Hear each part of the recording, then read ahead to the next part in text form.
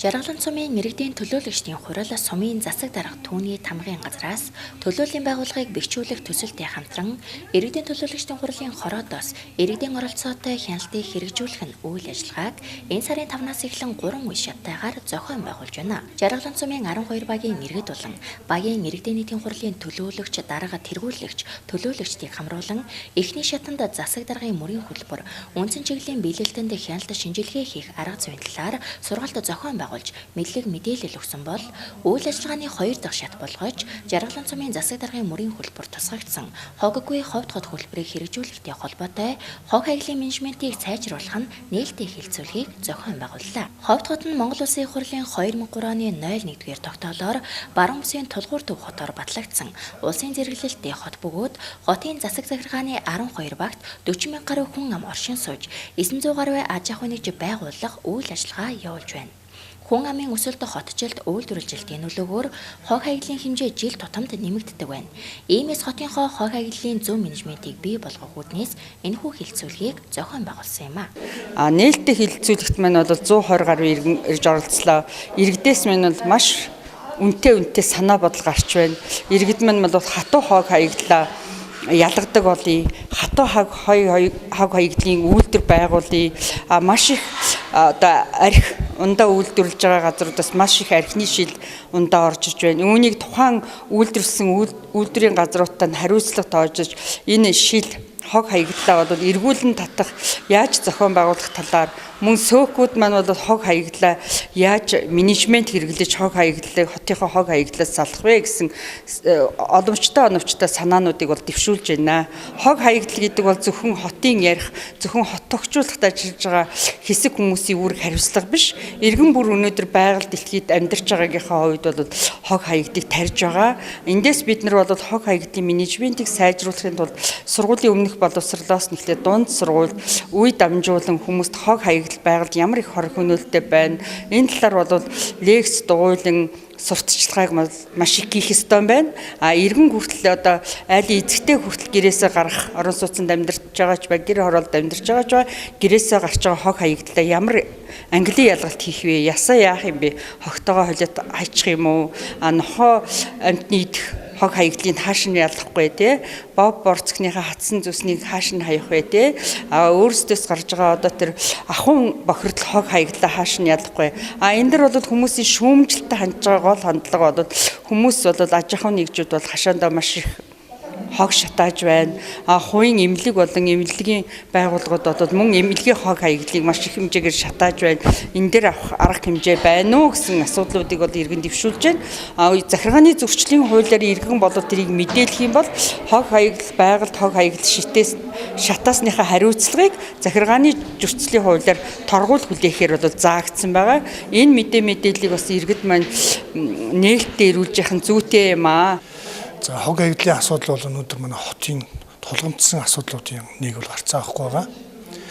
Бид бол одоо иргэдээс улаандараагийн хэлэлцүүлэг хийсэн. Эндээс бол агаарын бохирдол, хог хаягдлын менежментийг сайжруулах асуудал, за ажилгүйдэл ядуурл, дэд үтсийн хангамжийг сайжруулах асуудал, за энэ иргэдийн одоо экологийн боловсрол ухамсар соёлыг дэвшүүлэх энэ асуудлууд бол иргэд бол хамгийн тулгамдж байна гэж гаргаж тавьж байгаа.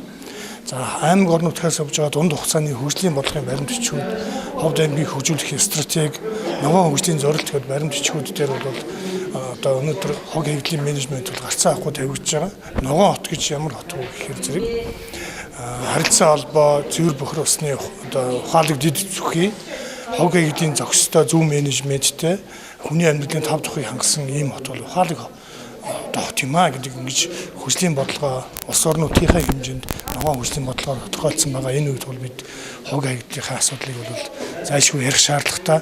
За энэ асуудлыг бид зүгээр яг анх удаа бидэнд ярьж байгаа биш. Өмнө нь бол бид 14 онд бол цэвэр хот гэдэг нэртэй юм хөтөлбөр анх босрол бэлдсэн. За ингээд бас хэлэлцүүлэг одоо дараагийн бас хэлэлцүүлэг юм зохион байгуулад энэ одоо 16-аас 20 онд үйл ажиллагаа явуулах манай Андан боорон засаг даргын үйл ажиллагааны хөтөлбөрт бол энэ хоггүй ховд хот хөтөлбөр хэрэгжүүлнэ гэж заасан дагуу бид нар хөтөлбөрийнхөө нэр бас зарим нэгэн шинжилэлт хийгээд өнөөдөр энэ одоо хогныхаа менежментийг иргэдтэй бас мэргэжлийн байгууллагуудаа танилцуулж санал авч за одоо цааш сайжруулах бодлогоо улам одоо усрангуй болох тал дээр энэ өнөөдрийн энэ хилцүүлэг маань чиглэгдэж ингэж явж байгаа. Хог хаягдлын менежментийг сайжруулах нь нээлттэй хилцүүлэгт Жаргалан цумын 12 багийн 120 гаруй иргэн хамрагдсан бөгөөд хилцүүлгээр хотын хог хаягдлыг хэрхэн яаж бууруулах асуудлыг хөндөж хог хаягдлын менежментийг сайжруулахад тулгамдсан асуудлын талаар хэлэлцэн оролцогчдын санал бодлыг сонссон юм а. Одоо хоггүй сайхан хот болно гэсэн олон л хөтөлбөрүүд бол хэрэгждэг. Тэр үйл ажиллагаанд бол бид нэр бас оролцож яваад иргэн хүний хувьд ингэ нүдээр харахад бол иргэн бүр өөрснөө ч гэсэн одоо их ухаалаг хандах хэрэгтэй. Хогоо бол одоо бөөгнүүлж аваад хаях, одоо англин ялгах ч юм уу тийм хаяад хаях нэгдүгээрт, хоёрдугаарт тэрийг бол ачиж тээвэрлэх асуудлыг бол нэгдсэн системд оруулах зүгээр юм шиг санагддаг. Яагаад гэвэл айл өрхөд бол байж байгаа хогнуудаа хүмүүстэй хөв хүмүүст ачуулахад нөгөө хүмүүс маань очиод хаамаагүй хогийн цэг дээр асахгүй гас болоод хог бол одоо үнэхээр одоо нэг гамшигын хэлбэрт бол бараг орцсон байдаг. Тийм учраас одоо нэгдсэн системд оруулж байх юм бол хогноос салхах боломжтой. Энэ хог хаягдлын ховд аймаг бол одоо хийх цаг нь болсон. Одоо энийг хийх ч ёстой, хийлгмээр ч байна. Ард иргэд хүртэл одоо хог мог бас ангилж хайдаг тийм ээ. Хашаантаа бол маш цэвэрхэн байгаа шүү дээ. Ингэтэл хөв хүмүүс бол орон сууцнд байгаа айлууд бол хог хаягдлыг бол ангилдаг. Энийг ангилж сурмаар байна. Наа зах нь гэхтэл тоос орогчныхоо хогийг аваачаад задгаа цацаа хийчихэж байна. Тэр бол маш их бохирдолтой, маш их хүний эрүүл мэндэд хортой хог байгаа. Маш нарийн хог байгаа шүү дээ. Хүний одоо хамраар орно өвчлөлт үүсгэн. Тэрийг хүртэл одоо гялгар уутанд тавьдаг, уяад сайхан тавьдаг. Хогны одоо янз бүрийн одоо цаас, уут тэг хэрэглээ асар их байна. Бүр янз бүрээр авч ирээд хийш. Айлууд бол эртөө хогоо бол эртөө уутанд хийж хөвшихгүй байна. Энийг хөвшүүлээч л гэж би ард иргэдээс хүсэж байна. Хог аждаг машин сард юм уу нэг л 7 хоногт нэг удаа ирж айлуудын хогийг одоо тэдэн цагийн үед тэд өдөр хогоо ачна гэж яваад тэр хогийг ачдаг байх хэрэгтэй. Айлуудыг бас энэ багийн дарга нар нийгмийн ажилдаа явж хараад айлуудын муу усны нөх мөх байна уу байхгүй байна уу гэдэг нь бас шалгах хэрэгтэй юм уу гэж би өөрийнхөө хувьд боддог. Тэгээ гудамд бол айлууд машинаараа ирж хогоо хайцсан байдаг, өгцөн нохоо байдаг, мал ахуу байдаг. Тэр чинь одоо тугал бяруу өгцөн байдаг. Ийм асуудлыг одоо шийдмэр юм шиг санагддаг. Хотоогчлох бол одоо тэр нохоогоо бас айлуудын нохоо пайцжуулах, нохоотой болох, нохоогоо бас ард иргэдэнд бас хяндаг, хардаг, өдөрт нуяатай байлга тавих цагтаа тийм л байвал боломж юм уу гэж боддог. Тийм биш учраас айл өрхөд манай баг дээр л тийм байгаа юм чи бусад багууд гэрээ ороолын багууд бол бас л тийм хогтой, замбраагүй, устай, гадна талдаа хогийг хайцсан тийм байгаа байхаа гэж бодож байна. Одоо хогноос салахын тулд бид нэр хүн нэг бүр зүй зохистой албан байгууллага нэгж бүгд ажиллах хэрэгтэй юмаа гэдгийг бол харуулж байна. Үүнтэй уялдуулаад миний бас нэг хэд хэдэн санаа байна л дээ. Би одоо нэлээд хэдэн аймагуд дээр явж байсан. Тэгэхэд одоо Өмнө Овоо аймагт одоо айл өрхийн дэвтэр гэж байдаг. Тэн дээр бол одоо тухайн иргэн төрийн үйлчилгээг авахын тулд иргэнийхээ одоо үүргийн дагуу одоо үүргээ одоо гүйцэтгэж эрхээ эдэлдэг. Ингээд өрхийнхөө дэвтэр дээр одоо хогныхоо мөнгийг, тогныхоо мөнгийг, байрныхаа дулааны мөнгийг одоо бүх юмаа төлөөд ингээд ямар нэгэн төрд одоо өргөө байж тэр хүн эрх эдэлнэ. Тухайн одоо засагдар багийнхаа засаг даргаас одоо ямар нэгэн байдлаар тодорхойлт ч юм уу ямар нэгэн одоо бичвэрт авах шаардлагатай төрийн үйлчлэг авах хэрэгтэй бол тэр хүн төрд одоо хүлээсэн үүргээ биелүүлэх нь тэр өрхийн дэвтэр дээр нь одоо бичгтээд ингээд хамгаалагдаад тэрийг нь үзээд та одоо үүргээ биелүүлсэн байна танд эрхээ эдлээ гэдэг бүх юм нүд. Нэг юм одоо санал байна. Хоёрдугаарт нь одоо энэ хог хаягдлыг одоо дотор чинь одоо бүгд хог биш шүү дээ. Тэнд дотор чинь дахин боловсруулагдах одоо тийм дахин ашиглагдах хог хаягдлууд байна. Энийг одоо ангилж ялах хэрэгтэй байна. Юуны тулд одоо багуудаар одоо сум дундын хөгжлийн сан гэж бий, аймгийн хөгжлийн сан гэж бий.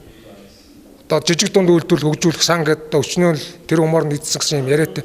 Ийм сангуудаас энэ чиглэлүүдээр ашигласан тэр дахин боловсруулагдах хогнуудыг авах цэгүүдийг ховдод бий болох хэрэгтэй. Улаанбаатар хотод одоо ундааны сав түгээд, архины шил түгээд амьдэрдэг айл өчнөө байна. Манай ховдтын одоо хогийн чигдэр бол ерөөсөө тэр пяур ундааны сав, архины шил, тэгээ янз бүрийн одоо барилгын материал тэр бол маш их байд. Тэгэхээр одоо энэ хогийг ангилаад тэр барилгын материал хаяад байгаа компаниудад арай илүү өндөр өртөгтэй хог аяг. Хөв айл өрхүүд бол одоо эндээс тогтоогоод өгсөн норм журмын дагуу сар 4,000 ч юм уу 6,000 ч юм уу төлөөд хог аяг. Ийм одоо санаа бодлууд байна. Энүүнийг одоо бид иргэд нийтээр ингээд зохицуулаад явах юм бол манай ховд бас цэвэрхэн сайхан үзэмжтэй ийм сайхан хот болох хаа. Хилцүүлгийн үр дүнд хог аяглалын менежментийг сайжруулах журам боловсруулж ажиллах юм байна. Энэхүү хилцүүлгийг зохион байгуулсны дараагаар үйл ажиллагааны 3 дахь үе шат болгож сумын засаг даргын үйл ажиллагааны үндсэн чиглэлийн биелэлтийн талаар ерөнхий сонсгол хийхээр төлөвлөсөн байна.